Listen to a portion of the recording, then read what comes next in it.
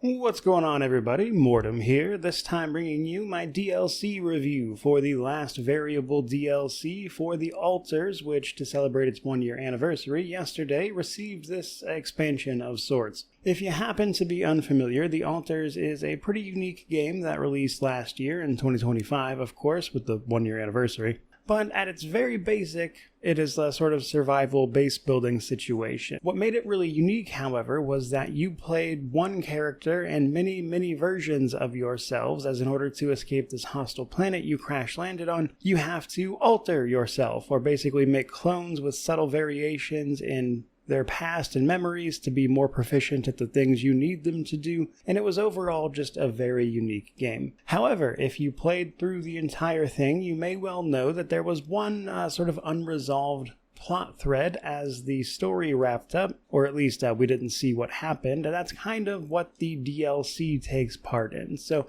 everything from here is going to be a little bit of a spoiler for the base game, though not in its entirety, but something you should probably know, because the last variable puts us in the role of the scientist altar from the base game. So rather than the main character, we play the scientist that he cloned himself to be. That scientist, depending on one of the decisions and stuff, you could potentially discover an oasis on this planet that is otherwise irradiated and uninhabitable. There is this literal oasis of life here that obviously comes with a million more questions, and the DLC focuses on that scientist's journey to then alter himself even farther into further subvariations of scientist in order to explore the oasis and get to the bottom of it. And then naturally this opens up a whole host of different options and gameplay avenues for us. But as with pretty much every DLC to grace video games, this also released with a bit of a patch on the side of it. Patch 2.01 to be specific. But as far as the base game patch goes, it isn't complicated to explain. However, it is a bit far-reaching. So they updated the game's engine to Unreal Engine 5.5, and they also included a whole bunch of higher quality textures, nav meshes as you move throughout the game, alongside a whole host of other systems. But with that extra graphical fidelity, I have already seen some reports of people talking about how this update kind of messed with their overall FPS, things like that,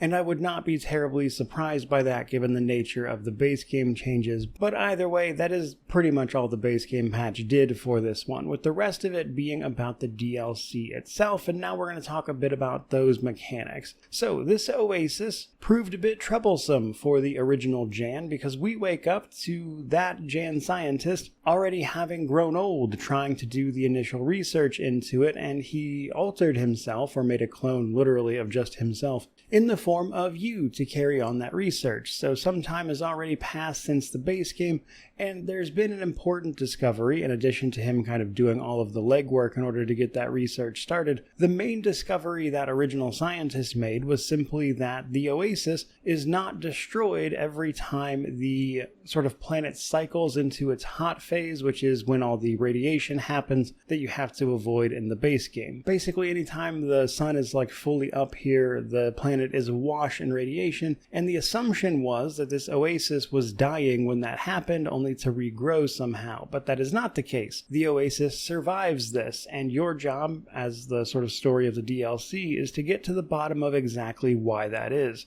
And we're going to do that through, naturally, science. And, of course, the continuation of the base building mechanics from the base game. Now, in that sense, because we are not on a roll, quite literally, with our base previously, we are now underground in a sort of bunker situation, and so our upgrades look a tiny bit different than they did in the base game, at least in the sense that you have to still upgrade your base, but the layout and what you have available to you is slightly changed. Now, in order to affect the world around us, one of the really big things we're going to do is start terraforming the barren parts of the map we find ourselves on. The map is actually quite large, but through the main story, we'll get access to terraforming technology that we are going to use in strategic locations to start bringing some of these regions back to life, which then gives us access to extra research samples, which allows us to then perform extra research, giving us all sorts of bonuses to everything we need to do along the way. But at the core of that, the base gameplay loop has not really changed. We gather up materials, spend them on the things we need to spend them on, advance the plot, alter ourselves, etc., expand the base, that kind of thing. Now this gets a little more interesting in two respects. The altars themselves that we have access to this time around, and then of course the new mechanics around all of this technology that comes with new resources to gather and manage. Now the altars are ultimately just different breeds of scientists. So we are just sort of a general scientist. We can get access to a physicist, a chemist, a biologist, and a geologist.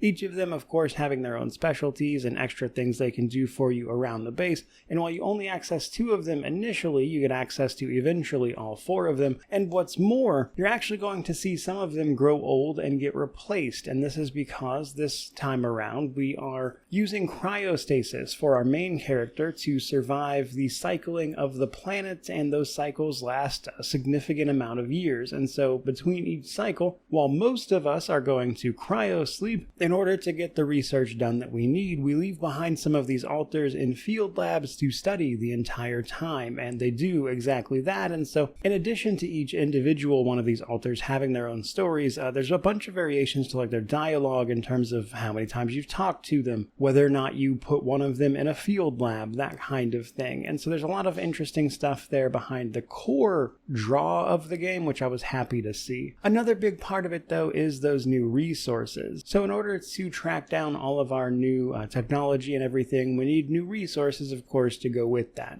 This comes with new methods of acquisition, namely pipes and extractors. So one thing that is unique to the big map we find ourselves on are the geysers. So these geysers are going to be the home to phasers, which will take extracted material, which is slightly different from the outposts in the base game, but rather you put an extractor just generally where the materials would be, and you use pipes to then transport them. And while that will get you the raw material, by activating a phaser over a geyser, you can then have a phased version of that material. And the combination of both regular and phased materials through extra things like mixers, etc., is going to finally drop off the end result to your base through a series and networks of tubes that towards the end of the DLC gets extraordinarily complicated, as you can hopefully see on screen here. But the gist of it is combine these materials using these systems in unique ways to get the unique material you need to actually do the literal research and stuff to keep pushing forward the main story. So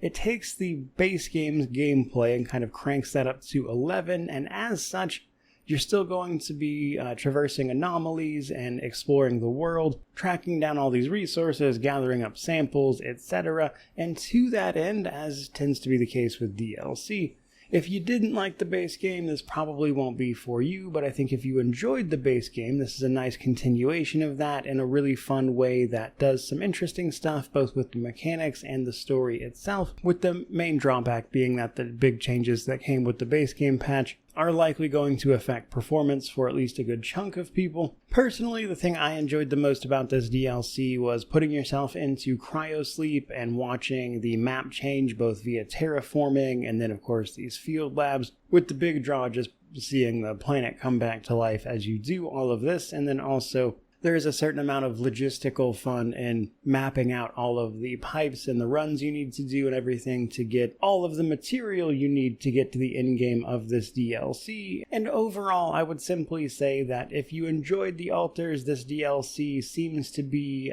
taking all of that, refining it, adding some new stuff, and giving us some interesting loops to mess around with. With that in mind, through most of the rest of July, the base game is 50% off, bringing it down to just like $17, I think. And then the DLC is $15 US. I did not get a review key for it. That's why I didn't mention it at the beginning. I paid for this DLC and I already feel like I got my money's worth out of it, which is where I think I'm going to leave off this particular video. So if you enjoyed that, by all means, like, comment, subscribe, all that YouTube jazz if you've played this game or if you're planning on playing the DLC or if you've played it already. I'd love to hear all about it down in the comment section below. But regardless of any of that, truly, just thank you so much for watching. I really do appreciate it. May you wander in wisdom and have an amazing day.